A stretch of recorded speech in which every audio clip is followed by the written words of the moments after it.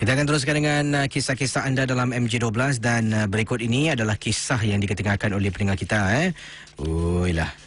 Pengalaman yang diceritakan ini adalah satu peristiwa yang tak dapat dilupakan oleh seorang pendengar kita.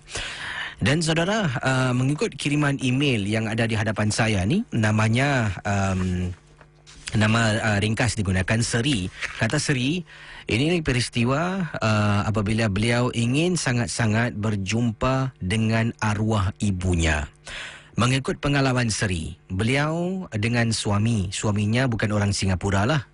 Suaminya merupakan penduduk luar Singapura dan sebenarnya setelah menikahi berumah tangga dengan suaminya, beliau mengikut suami bermastautin di Jerman. Dan setelah bertahun-tahun duduk di sana dan akan ulang alik ke Singapura pada waktu-waktu dan masa-masa tertentu. Dan ketika perkara ini berlaku, saya beritahu anda sedikitlah sebab depan ni hujan-hujannya panjang, jadi anda tahu sedikit apakah sebenarnya kisah berlaku. Jadi kata Seri, ada beberapa kali ini beliau kerap kembali ke Singapura sebab ibunya masuk hospital kerana ada penyakit lah yang diserang yang ibunya alami lah. Jadi kerap kali itu dia ke hospital menziarahi dan kemudian harus pulang sebab suaminya harus bertugas dan dia juga harus menjaga anak-anaknya dan sebagainya lah. Jadi macam-macam benda lah dikatakan di sini lah. Ada alasan-alasan yang lain lah. Dan kali terakhir dia dapat lihat ibunya apabila dia ke hospital, melihat ibunya dalam keadaan tidak sedarkan diri.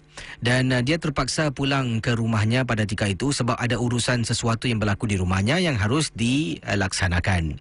Jadi kata Seri, Casey, akhirnya katanya bila saya ni dah habis urusan peribadi saya di Jerman ataupun di Germany, saya pun nak pulang ke Singapura. Dan Casey bayangkan, ibu saya meninggal dunia, flight saya delay dan terpaksalah saya tunggu sampaikanlah Casey arwah dikebumikan. Saya tak dapat pulang sebab ada sesuatu berlaku. Ketika itu Casey masih ingat lagi tak yang ada asap jerbu daripada letusan gunung berapi.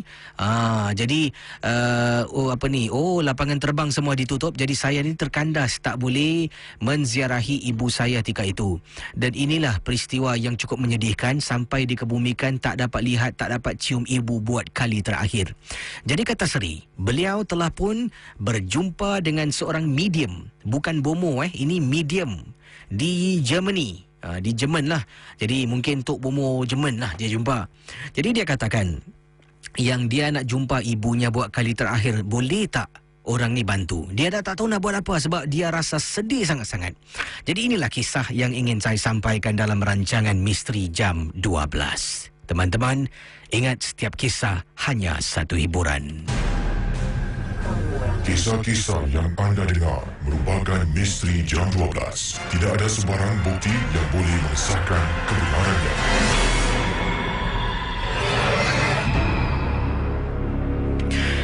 Kata Seri, apabila saya jumpa seorang medium yang telah pun membantu saya dan dia kata dia boleh bantu saya jumpa dengan ibu saya. Tetapi dengan satu syarat, saya tak boleh takut dalam apa jua bentuk, dalam apa jua kehadiran ibu saya. Kalau saya takut, benda ini akan menghantui saya. Jadi saya kata okeylah. Kata Seri dalam bracket lah, how bad can it be? It's my own mum, close bracket. Jadi setelah saya buat arrangement ataupun saya mendapatkan lah daripada si tukang ubat ni, iaitu medium, saya pun pulang ke rumah. Dia memberi saya sesuatu yang merupakan satu pendulum. Pendulum ini disuruh saya gantung di tingkap bilik. Jadi saya mengambil pendulum tersebut, gantung. Dan katanya benda ini hanya saya boleh lakukan apabila saya seorang diri dalam rumah. Dan kebetulan Kisi, suami saya ketika itu tidak berada di rumah kerana dia outstation selama 2 minggu. Jadi baguslah, masa yang sesuai. Saya gantung pendulum tersebut di tingkap bilik. Kemudian setiap malam mengharapkan kehadiran arwah ibu saya untuk saya ucapkan selamat tinggal, untuk saya jumpa dan peluk dia.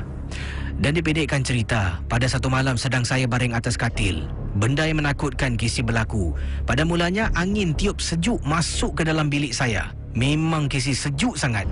Jadi saya pun bangun. Bila bangun saya tutup tingkap. Kemudian saya baring balik. Dalam bilik memang terasa sejuk, lebih sejuk dari biasa. Jadi akhirnya, kata Seri, saya pun cuba lelapkan mata. Sedang saya nak lelapkan mata, meremang bulu roma saya. Seolah-olah sesuatu akan berlaku, kata Seri. Saya pun cuba lelapkan. Akhirnya, Casey, yang paling menakutkan, dalam bilik tidur saya, Casey, saya bau pacai yang cukup kuat. Kemudian, daripada baring, saya miringkan badan saya ke sebelah kanan. Nak tutup mata, nak lelapkan mata. Casey nak tahu tak? Setelah bau pacai, setelah angin sejuk meremang bulu roma, para pendengar Ria 897, saya terdengar sesuatu yang cukup menakutkan. Seri, mak datang, Seri. Seri, mak datang. Casey, saya dengar suara Casey. Suara mak saya memberitahu yang dia dah sampai, dia datang. Bila saya dengar memang menakutkan. Saya toleh badan saya sebelah kiri. Alangkah terperanjatnya mak saya yang berkafan terbaring dengan muka yang pucat di sebelah saya sedang baring. Bila saya nampak saya istighfar, saya tak berani tengok, ketakutan, Casey. Jadi saya berdiri di tepi katil tapi memandang ke arah almari. Kemudian saya teringat pesanan medium ataupun tukang pakar tersebutlah. Seorang pakar dari Jerman mengatakan kalau saya takut, benda tu akan menyerang saya. Saya jalan ke tepi pintu, saya standby. Kalau dia menyerang, saya akan buka pintu, lari keluar dan tak tahulah nak ke mana. Jadi kata Seri, akhirnya saya beranikan diri tapi tak pandang terus. Saya hanya pandang kaki ibu saya yang berkafan. Saya kata pada ibu, minta maaf kalau tak dapat jumpa. Saya mohon maaf kalau tak dapat jumpa. Seri mengatakan kepada seolah-olah jasad ibunya yang datang pada malam tersebut. Dan Casey, setelah itu saya pejamkan mata. Kata pakar tersebut, kalau saya dah lafazkan apa yang saya nak lafazkan, saya pejam mata, kemudian beberapa saat saya buka.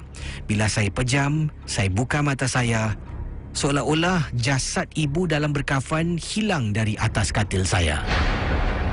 Casey, saya fikirkan hanya setakat itu saja dan saya rasa puas hati dapat jumpa ibu saya. Tapi bukan, Casey. Casey nak tahu? Teman-teman Ria 897. Seri mengatakan yang pakar itu lupa nak beritahu saya bahawasanya jasad arwah ibu saya bukan datang untuk satu malam, malah jasad arwah ibu saya akan datang setiap kali suami saya tidak ada di rumah. Kisah-kisah yang anda dengar merupakan misteri jam 12. Tidak ada sesiapa yang boleh mengesahkan kebenarannya. Jangan mudah kita percaya. Jangan kita terikut-ikut.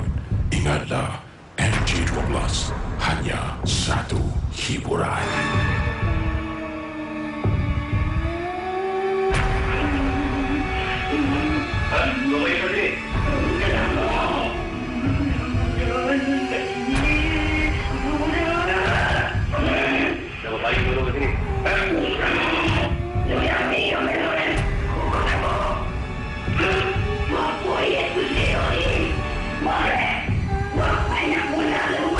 Misteri jam 12. Itu dia Ini dalam sini ada bracket, saya masih ingat lagi. How bad can it be? It's your own mom, right? Yelah, awak ni bermain dengan api. Yang datang tu confirm bukan ibu, Sekarang ni ada Seri kata ada masalah. Benda tu akan datang ke dalam rumahnya bilik yang sama. Nasib baik satu bilik je dia ganggu, bila suami tidak ada di rumah. Jadi macam mana ni sekarang? Nak beritahu suami, takut kena marah mungkin, bermain dengan api. Memang menyeramkan, benda ni, setiap kali, hanya bukan datang sekali, malah bila suami tak ada rumah, dia akan datang. Dan saya rasa ni mungkin takdir, anda tidak dapat berjumpa ibu anda buat kali terakhir. Tapi yang boleh anda lakukan adalah mendoakanlah. Kenapalah kena buat macam tu Dan awal tadi saya tanya tentang mandi di laut lah pada waktu malam siapa berani melakukannya. Ada yang kata, Casey, saya tak pernah pun nak mandi waktu malam di tepi laut walaupun overnight barbecue, Casey. Ini dia. Yang ini, Casey, tidaklah, tak beranilah nak masuk laut waktu malam. Thanks but no thanks. Tapi selalunya kalau ada barbecue, kaum Adam yang berani mandi waktu malam, dari Syah. Yang ini daripada Rizal, Bro Casey. Cakap tentang mandi waktu malam, pernah sesuatu berlaku di Pantai Changi. Waktu tu dekat longkang kapak nombor tak mula sebut Rizal kata waktu itu seorang sahabat saya dengan isterinya mandi waktu malam, Kisi. 2 orang, kami semua adik-beradik yang lain sedang semangat barbecue. Dia ajak yang lain semua takut. Jadi dia suami isteri yang pergi. Jadi pergilah dengan t-shirt dengan seluar pendek mereka masuk dalam air. Jadi dari jauh nampaklah, Kisi, mereka berenang-renang. Tiba-tiba, Kisi, apa yang berlaku? Yang berlaku ini memang menakutkan. Si suami ni, iaitu abang ipar saya, lari ke arah kami semua terjungak-jungak. Kami tanya kenapa. Dia kata Siti dah hilang. Jadi semua takut, Siti terperanjat. Mana Siti? Tak tahu. Dia kata mula-mula dengan Siti sedang main selam-selam. Tiba-tiba, Kisi, bila dia naik untuk mendapatkan udara isterinya tak timbul-timbul. Dah jadi satu masalah, Kisi. Jadi semualah turun ke tepi pantai itu, termasuklah nenek saya 3 itu, dan mencari Siti yang tak tahu entah ke mana. Kisi, kami suluh cari. Kisi dah tahu, rupa-rupanya si isterinya langsung dari tadi tidak pun mandi dalam air dengan dia. Isteri pergi kedai, Kisi. Bila isteri balik, semua terperanjat. Isterinya baru balik kedai dengan anaknya dan anak saudara saya. Beli aiskrim. Suami dah terperanjat, Kisi. Dia pergi tepi pantai mandi, rupa-rupanya bukan dengan isterinya, malah tak tahulah dengan siapa. Seram Itulah, siapa suruh mandi laut malam kan? Nak tunggu mandilah, ada matahari ke Airan. Tadi awal tadi juga kisah yang seram lah. Bagaimana dengan anda, pandangan anda? Mungkin ada pendapat pandangan. Mungkin Seri yang menetap di Germany ataupun di Jerman sekarang ini sedang memantau siaran Ria. Mungkin ada kata-kata semangat, kata-kata perangsang apa yang boleh lakukan. Dan saya rasa mungkin agaknya makhluk halus yang menghantui Seri iaitu jasad seolah-olah macam orang yang berkafan tu masih menghantui beliau ketika suaminya tidak ada di rumah. Saudara, teman-teman Ria 897, kalau anda ada kisah misteri, saya ingin mendengarnya. Anda boleh hubungi saya di 669 11897.